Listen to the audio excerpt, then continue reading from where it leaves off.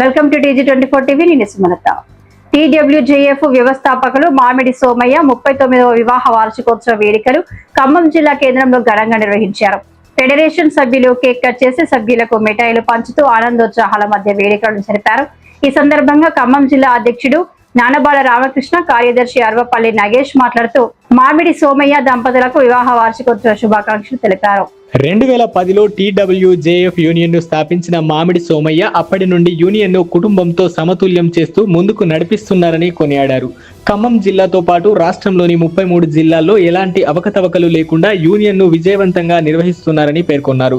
ఇలాంటి వివాహ వార్షికోత్సవ వేడుకలు మరెన్నో జరుపుకోవాలని ఆకాంక్షిస్తూ ఖమ్మం జిల్లా కమిటీ తరపున మరోసారి శుభాకాంక్షలు తెలియజేశారు.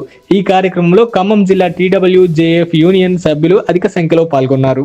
పేరు నానబాల రామకృష్ణ, TWJF H2843 ఖమ్మం జిల్లా అధ్యక్షుడిని.